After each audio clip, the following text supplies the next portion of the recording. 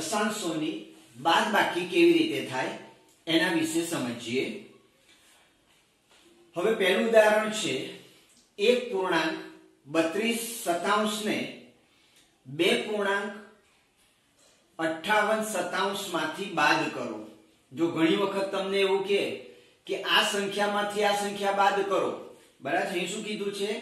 1.32 ને 2.58 માંથી બાદ કરો, બરાબર છે। એટલે કઈ સંખ્યામાંથી કઈ સંખ્યા બાદ કરવાની છે વાક્ય રચનાને આધારે તમારે નક્કી કરવાની છે। હવે આપણને ખબર છે, આગળ શીખી ગયા છે, એકમ પછી દશાંશ ચિહ્ન આવશે, પછી દશાંશ અને શતાંશ, બરાબર છે। એટલે 2.58 એટલે 2.58 એમાંથી આપણે કેટલા બાદ કરવાના છે? 1.32। 1.32। ચલો હવે વિદ્યાર્થી મિત્રો, આપણે જે રીતના બાદબાકી કરીએ છીએ એ જ રીતના આપણે બાદબાકી કરવાની છે। પહેલા એક આગળ શીખ્યા પ્રમાણે દશાંશ ચિહ્નની નીચે દશાંશ ચિહ્ન આવવું જોઈએ, બરાબર છે। દશાંશ ચિહ્નની નીચે દશાંશ ચિહ્ન મૂકી દો, દશાંશની સંખ્યાના સ્થાને દશાંશની જ સંખ્યા આવે, એ જ રીતે શતાંશના સ્થાનની કિંમત જે છે એ જ સંખ્યા આવશે। ચલો 8 માંથી 2 જાય એટલે 6 વધ્યા, 5 માંથી 3 જાય તો 2 વધ્યા। હવે દશાંશ તો મૂકી દીધેલું છે આપણે। ચલો 2 માંથી 1 જાય એટલે જવાબ કેટલો આવ્યો? 1.26, બરાબર। ચલો હવે આપણે વ્યવહારુ દાખલાની ગણતરી સમજીએ।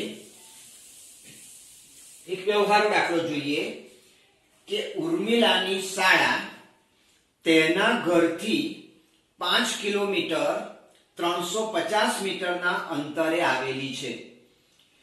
તે 1 કિલોમીટર અને 70 મીટર ચાલીને અને બાકી રહેલ અંતર બસમાં મુસાફરી કરીને કાપે છે। તો તે બસમાં મુસાફરી કરી કેટલું અંતર કાપે છે? તો અહીં પહેલામાં પહેલું તો વિદ્યાર્થી મિત્રો આપણે શું કરવાનું છે? પહેલા એનું ઘરથી શાળા સુધીનું અંતર આપણે જોવાનું છે। શાળાનું કુલ અંતર, ચલો એ શાળા ઘરથી શાળાનું અંતર કેટલું છે? 5 કિલોમીટર અને 350 મીટર। 5 કિલોમીટર 350 મીટર, બરાબર છે। તો આને આપણે દશાંશ ચિહ્નની મદદથી લખવું હોય તો 5 કિલોમીટર વત્તા 350 આપણે મીટર માંથી કિલોમીટર કરવા હોય તો એક સહસ્ત્રાંશ વડે ગુણવા પડે, બરાબર છે। એટલે 5 વત્તા 350 પછી 1 2 ને 3 તો 1 2 ને 3 પછી દશાંશ ચિહ્ન 0, બરાબર છે। એટલે કેટલા કહેવાશે? 5.350 સહસ્ત્રાંશ, બરાબર છે। ચલો આટલું એના ઘરથી એનું અંતર આવ્યું। હવે ચાલીને કાપેલું અંતર, એણે ચાલીને કાપેલું અંતર, એણે ચાલીને કેટલું અંતર કાપ્યું છે? તો 1 કિલોમીટર અને 70 મીટર, અને નહીં લખો તો 1 કિલોમીટર અને 70 મીટર। ચલો આ 1 કિલોમીટર છે એટલે 1 કિલોમીટર વત્તા 70 મીટર છે એને કિલોમીટરમાં ફેરવવું હોય તો એક સહસ્ત્રાંશ વડે શું કરવાના છે? આપણે અગાઉ જોયે પ્રમાણે ગુણવાના છે।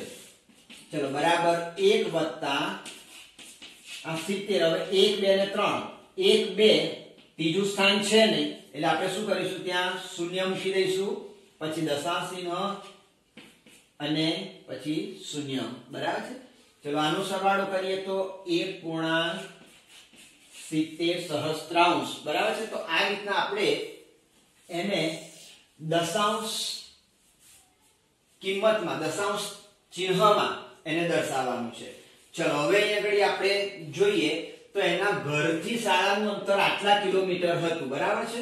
તો આપણે લખીએ તો 5.350 સહસ્ત્રાંશ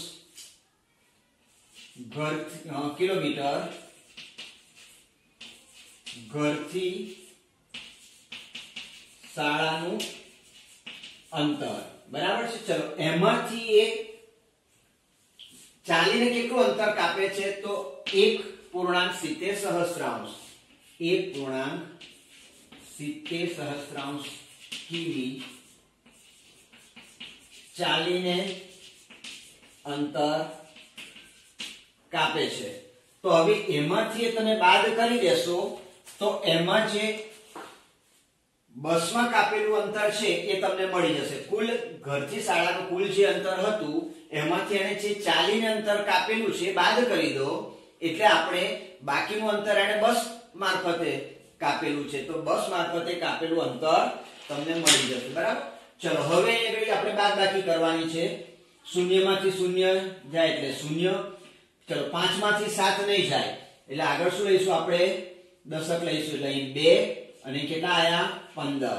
ચલો 15 માંથી 7 જાય તો કેટલા રહેશે 8. 2 માંથી 0 જાય એટલે 2 ના 2. આ દશાંશ ચિહ્નની નીચે દશાંશ ચિહ્ન આવે એ ખાસ યાદ રાખવાનું છે.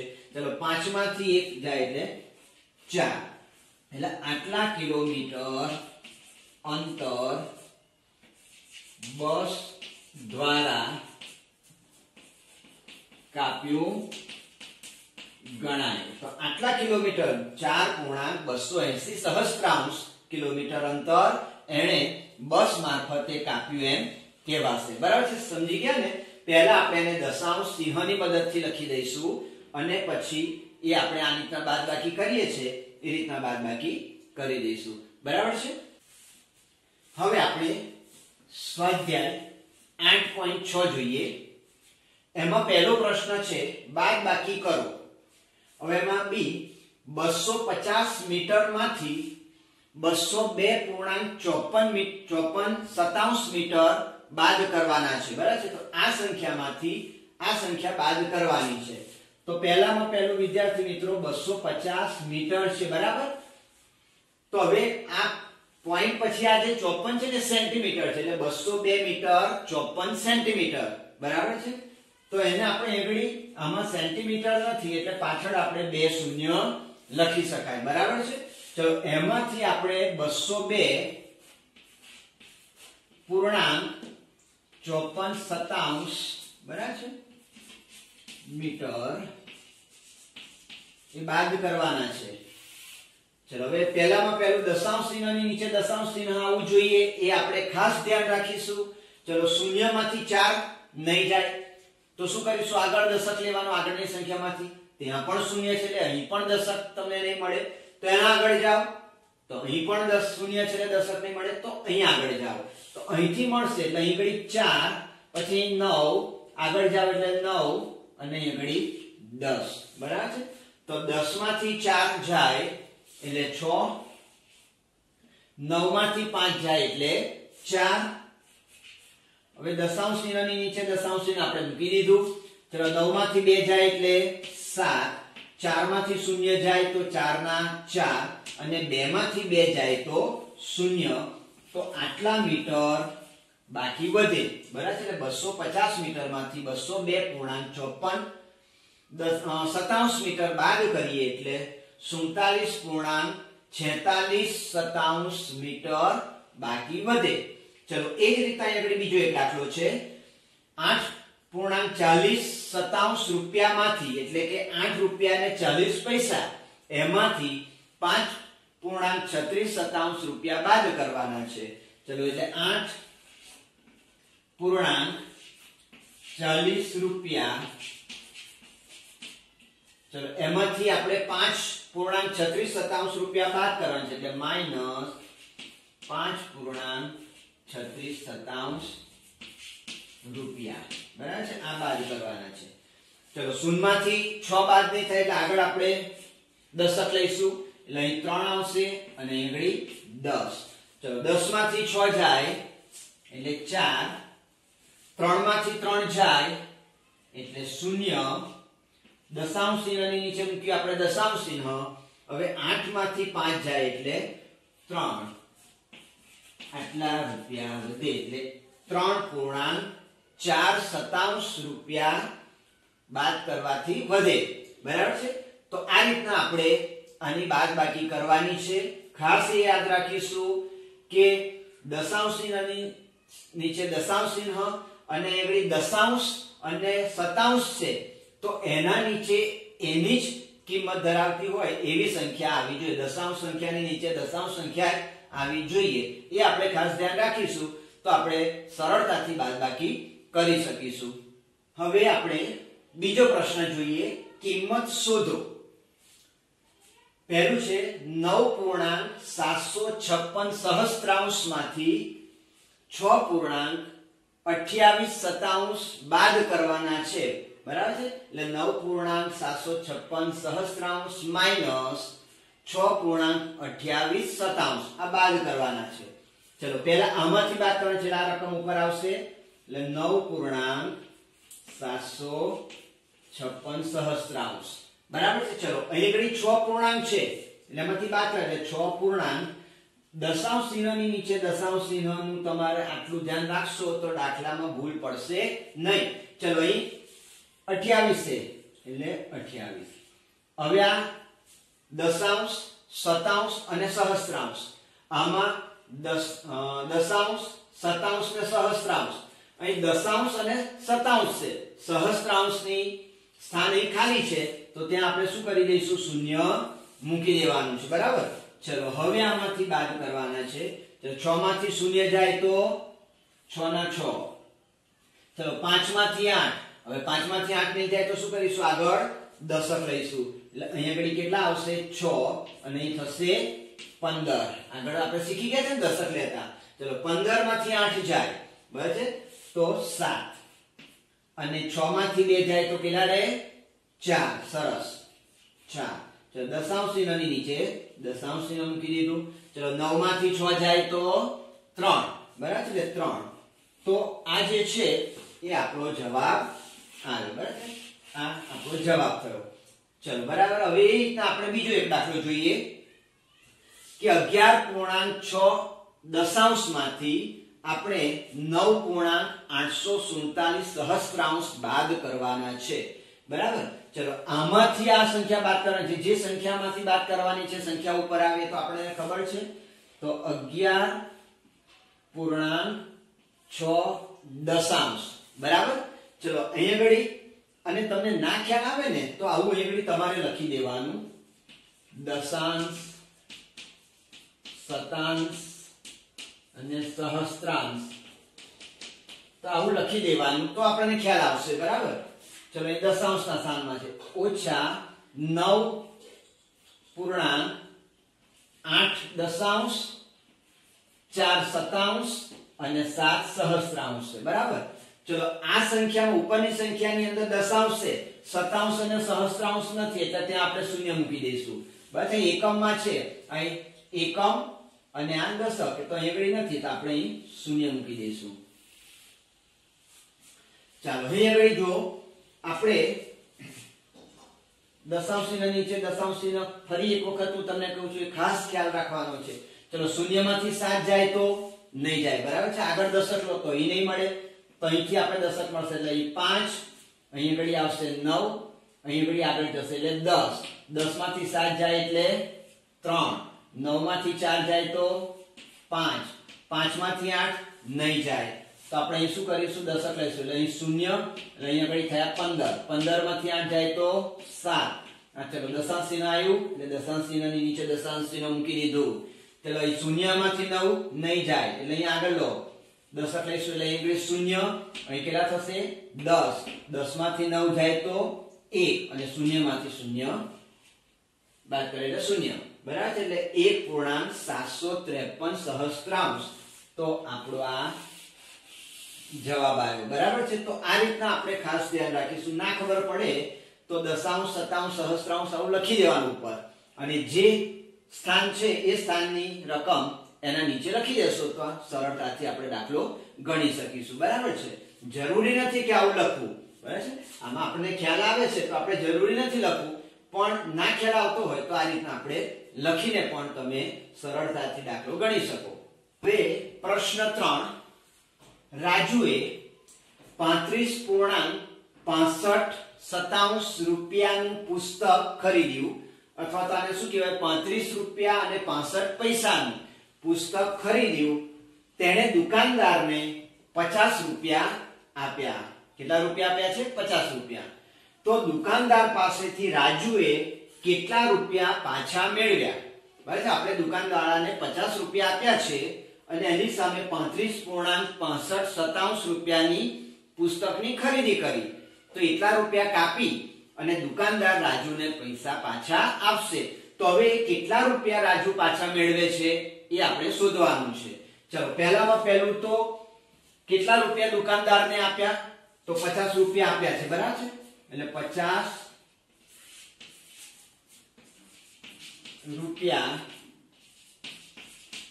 દુકાનદારને આપ્યા.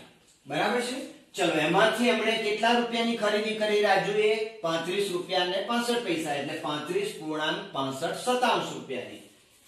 તો ઓછા 35.65 રૂપિયાનું પુસ્તક ખરીદ્યું. બરાબર છે. પુસ્તક ખરીદ્યું ને એટલા રૂપિયાનું. બરાબર છે. ચલો, હવે તમને ખ્યાલ આવી ગયો છે કે 50 રૂપિયા છે. હવે પૈસા છે નહીં, મતલબ એને એ સંપૂર્ણ જે આખી સંખ્યા જે છે ને એ પૂર્ણાંક સંખ્યા છે. હવે દશાંશ ચિહ્ન પછી કોઈ સંખ્યા છે નહીં એટલે આપણે શૂન્ય મૂકી દીધા. બરાબર છે. કે 50 રૂપિયાની અંદર દશાંશ શતાંશ છે નહીં, એટલે દશાંશ શતાંશ ના હોય તો એના સ્થાનમાં આપણે શૂન્ય મૂકી શકાય. બરાબર છે. ચલો, એમાંથી આપણે આ રીતના બાદ કરીએ છીએ. હવે ના ખબર પડે તો પહેલા આ રીતના લખવાનું 50. બરાબર. ચલો, એમાંથી આપણે કેટલા બાદ કરવાના છે? 35.65 આવું છે. બરાબર. તો અહીંયા ઘડી કશું નહીં, એટલે આપણે દશાંશ ચિહ્નની અહીં દશાંશ ચિહ્ન મૂકી દીધું. અહીં દશાંશ અને શતાંશમાં કોઈ સંખ્યા છે નથી, રકમ આપેલી નથી, તો આપણે ત્યાં શું મૂકી દેવાનું? શૂન્ય શૂન્ય મૂકી દેવાનું. બરાબર છે. તો આ રીતના આપણે એની ગણતરી કરી દેવાની. એટલે આ રીતના લખી શકાય. ચલો, હવે આપણે આમાંથી બાદ કરીએ. શૂન્યમાંથી 5 નહીં જાય તો આગળ દશક નહીં લેવાય. અહીં પણ શૂન્ય છે એટલે દશક નહીં, એટલે દશક અહીંથી મળશે. એટલે અહીં 5 માંથી દશક લઈ એટલે કેટલા વધે? 4. અહીં લઈ જઈએ 10, પણ ત્યાંથી આગળ લઈ જવાનું છે એટલે અહીં માનો કે અહીં 9, એનાથી આગળ લઈ જવાનું છે એટલે અહીં 9 અને અહીં આગળ 10. બરાબર છે. અને આ રીતના ના ખબર પડે તો આ રીતના કરવાનું. જો તમને બીજી એક રીત શીખવાડું. ચલો, અહીં આગળ 4 જે છે એ 5 માંથી દશક લીધો એટલે 4 વધ્યા, એટલે અહીં આગળ આપણે 10 આયા. પણ આપણે તો આનાથી આગળ લઈ જવાનું છે એટલે અહીંથી દશક લેવો પડશે, એટલે અહીં આગળ આવશે 9, એટલે અહીં આયા 10. હજુ આપણે દશક ક્યાં લઈ જવાનો છે? આગળની સંખ્યામાં. તો હજુ અહીં આપણે દશક લઈએ તો અહીં 9 નહીં 10. બરાબર છે. તો આ રીતના પણ તમે સમજી શકો.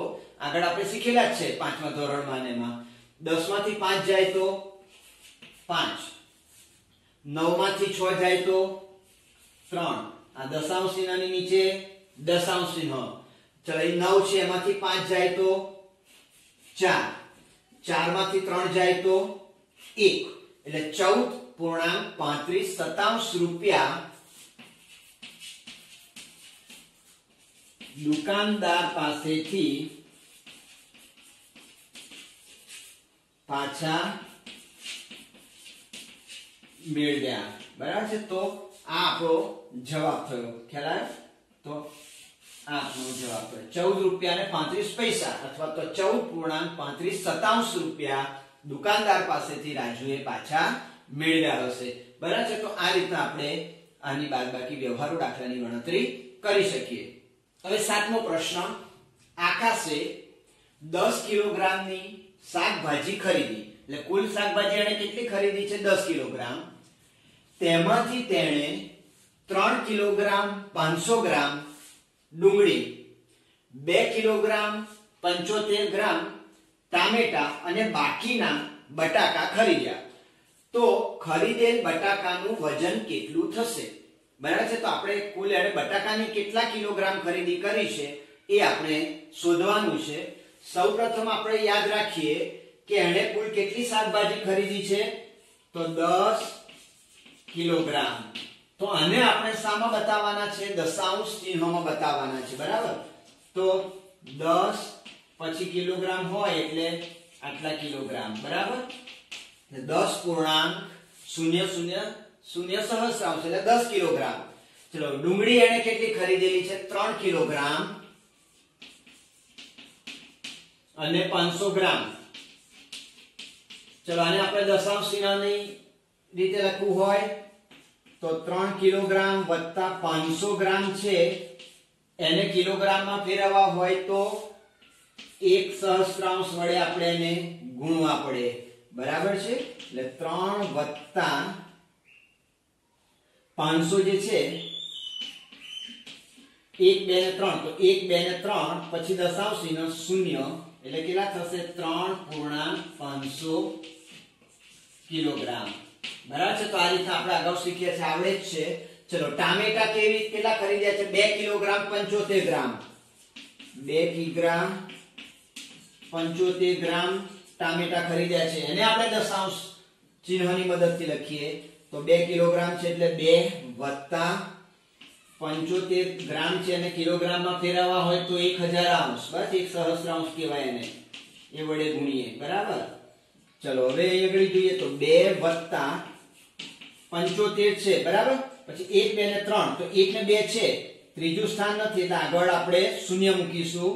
પછી દશાંશ ચિહ્ન ને આગળ શૂન્ય એટલે 2.75 સહસ્રાંશ કિલોગ્રામ. તો આટલી એને ટામેટાની ખરીદી કરી એટલે 2. ચલો હવે આપણે વિદ્યાર્થી મિત્રો અહીં શું સમજવાનું છે કે આને કુલ ખરીદી કરી છે 10 કિલોગ્રામની.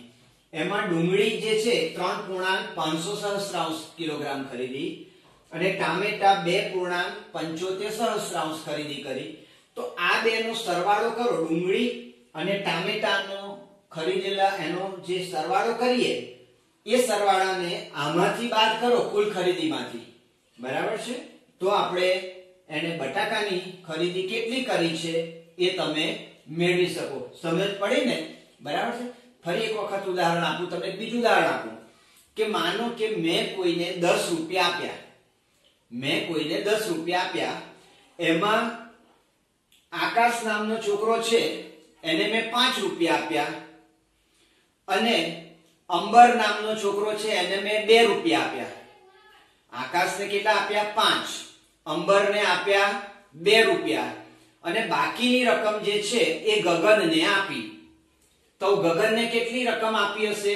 તો મેં કુલ વેચ્યા કેટલા? 10 રૂપિયા. એમાં આકાશના 5 અને અંબરના 2 એટલે 5 ને 2 7 રૂપિયા આકાશ અને અંબરને આપ્યા છે. તો 10 માંથી 7 રૂપિયા મેં આકાશ અને અંબરને આપ્યા છે. તો ગગનને કેટલા આપ્યા હશે? તો 10 માંથી પેલા 7 રૂપિયા બંનેને આપેલા છે બાદ કરો તો આપણે ગગનને આપેલા 3 રૂપિયા મળી ગયા. તો એવું છે. અહીં ડુંગળી અને ટામેટાની ખરીદીનો સરવાળો કરો અને એ સરવાળાને કુલ શાકભાજી જે ખરીદેલી છે એમાંથી બાદ કરશો એટલે બટાકાની જે ખરીદી કરી છે એનું વજન મળી જશે. બરાબર છે. એટલે આપણે પહેલા ખરીદી કેટલી કરી છે જોઈએ તો 3 કિલોગ્રામ આપણે આ સુધી લીધું છે. બરાબર છે. તો હવે આ જ લખીશું 3.500 કિગ્રા શું ખરીદ્યું? ડુંગળી. ચલો વત્તા, કેમ કે આપણે 2 કુલ ખરીદી શોધવાની છે, વત્તા ટામેટા કેટલા ખરીદ્યા? 2.75 સહસ્રાંશ એટલે 2.75 સહસ્રાંશ કિગ્રા એ ટામેટા ખરીદ્યા. તો આપણે કુલ કેટલી ખરીદી કરી છે સરવાળો કરવાનો છે. બરાબર છે. ચલો 5 માં શૂન્યમાં 5 ઉમેર્યો એટલે 5, શૂન્યમાં 7 ઉમેર્યો એટલે 7 ના 7, 5 માં શૂન્ય ઉમેર્યો એટલે 5 ના 5, દશાંશ ચિહ્નની નીચે દશાંશ ચિહ્ન 3 + 2 એટલે 5. આટલા કિલોગ્રામ ખરીદી કરેલી છે, બરાબર છે. હવે આ બંનેની થઈને કુલ ખરીદી કેટલી થઈ? 5.575 કિલોગ્રામ ડુંગળી અને ટામેટા. હવે કુલ ખરીદીમાંથી ડુંગળી અને ટામેટાની ખરીદી જેટલા કિલોગ્રામ કરી છે બાદ કરી દેશો એટલે આપણે બટાકાની ખરીદી મળી જશે, બરાબર છે. તો આપણે બીજી ગણતરી કરવાની છે. તો આપણે કુલ 10 આપણે કિલોગ્રામ છે અને ગ્રામ નથી એટલે આપણે પાછળ શૂન્ય મૂકી દીધા. દશાંશ ચિહ્નની પાછળ શૂન્ય મૂકો તો એનો કોઈ કિંમતમાં ફેર પડતો નથી, એવું આગળ આપણે શીખી ગયા છે, બરાબર છે. કિલોગ્રામ કુલ શાકભાજી, ચલો એમાંથી 5 કિલોગ્રામ 575 ગ્રામ જે છે એટલા કિલોગ્રામ ડુંગળી ટામેટા ની ખરીદી. અચ્છા, આપણે ડુંગળી અને ટામેટાની ખરીદી કરી. તો હવે આને કુલ ખરીદીમાંથી ડુંગળી ટામેટાની ખરીદી બાદ કરીશું એટલે બટાકાની ખરીદી આપણને મળશે. અહીં નથી એટલે આપણે શૂન્ય મૂકી દો. ચલો ફરી મિત્રો હવે જુઓ કે અહીં દશાંશ અહીં ઉપર શૂન્યમાંથી 5 બાદ કરવાના છે એટલે આપણે દશક લેવો પડશે. પણ અહીં આગળ શૂન્ય છે એટલે આપણે ક્યાંથી દશક લેવો પડશે? અહીંયા, બરાબર. એટલે અહીં 1 છે એટલે એનો દશક શું આવશે? શૂન્ય. તો અહીં 10. હવે આને પણ હજુ આગળ લઈ જવાનું છે, બરાબર છે. તો આપણે અહીં 9, પછી અહીંયા આવશે 10, હજુ આગળ લઈ જવાનું છે એટલે અહીં 9, અહીંયા 10, હજુ આગળ લઈ જવાના છે એટલે અહીં દશક 9 અને 10, બરાબર છે. 10 માંથી 5 જાય તો 5, 9 માંથી 7 જાય તો 2, 9 માંથી 5 જાય તો 4, દશાંશ ચિહ્નની નીચે દશાંશ ચિહ્ન, અહીં 9 છે એમાંથી 5 જાય એટલે 4, શૂન્યમાંથી શૂન્ય જાય તો 0. તો આટલા કિલોગ્રામ બટાકાની ખરીદી કરી, બરાબર છે.